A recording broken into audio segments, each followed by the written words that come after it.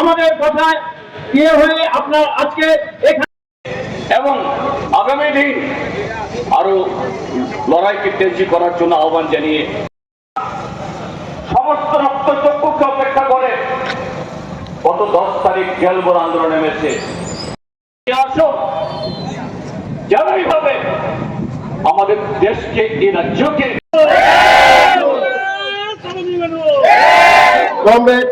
এখন সংক্ষিপ্ত আকারে বক্তব্য রাখবেন লুটেরাদের হাতে তুলে নিচ্ছে তাদের যতক্ষণ না আমরা এই রাজ্য থেকে বিতরণ করতে না পারি।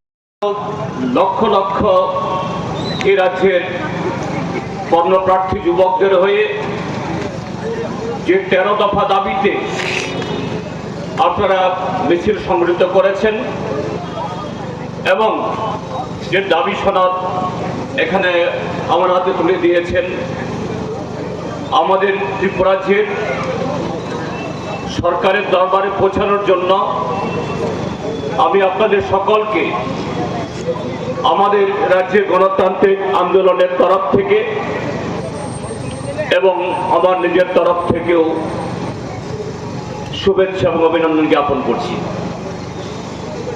তার সাথে যে 13 দফা দাবি পেশ করেছেন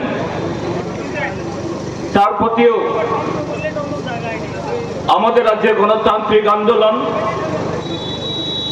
ত্রিপুরাজ্যের বিরোধী দল ভারতের কমিউনিস্ট পার্টি মার্ক্সবাদী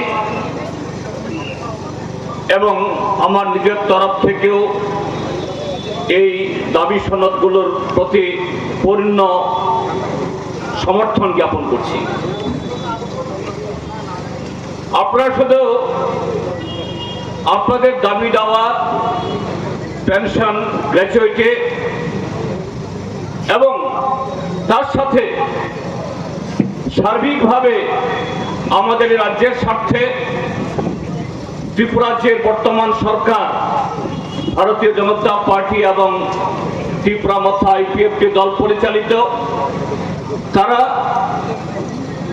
এই রাজ্যের আর সমস্ত গণতান্ত্রিক পরিসর সহ আমাদের রাজ্যের যে সরকারি অফিস কাছারি, স্কুল, কলেজগুলোতেও যে ধরনের অগণতান্ত্রিক পরিবেশ নামিয়ে এনেছে তা যাতে বন্ধ করা হয় সে দাবি তুলেছেন। এটা শুধু আপনাদের দাবি না, ত্রিপুরাজ্যের 44 লক্ষ মানুষের দাবি, ত্রিপুরাজ্যের 44 লক্ষ মানুষের তাদের আকাঙ্ক্ষাও। বন্ধুরা, আপনারা মহার্ঘ ভাতা এবং একটা লেজিটিমেট সময়ের পর শিক্ষক কর্মচারীরা যেরকম ভাবে পদোন্নতি পেয়ে থাকেন এ বিষয়ে, তার সাথে 40 সহস্রাধিক এ রাজ্যের যুবক যুবতীরা, কেউ 10 বছর, কেউ 15 বছর, তার ঊর্ধ্বেও অক্লান্ত ভাবে এ রাজ্যের বিভিন্ন অফিস কাছারিতে, বিভিন্ন পরিষেবাতে কেউ কন্ট্রাকচুয়াল, কেউ পার্ট টাইম, কেউ ডিআরডব্লিউ, কেউ কন্টিনজেন্সি এবং কেউ স্কিম ওয়ার্কার হিসাবে এই রাজ্যের নির্মাণে যারা অক্লান্ত পরিশ্রম করে এই ত্রিপুরাজ্যের বিকাশের জন্য যারা কাজ করে যাচ্ছেন, তাদের স্বার্থেও তাদের যাতে নিয়মিত করা হয়, বেতন ভাতা দেওয়া হয়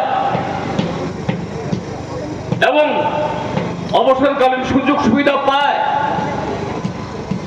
এবং সেই অবসরকালীন সুযোগ সুবিধা যাতে এই দেশের মধ্যে অতীতে শিক্ষক কর্মচারী যারা অবসরে যান তাদের সামাজিক নিরাপত্তার জন্য সেরকম বহু চিন্তা ভাবনা করে তৈরি করা হয়েছিল।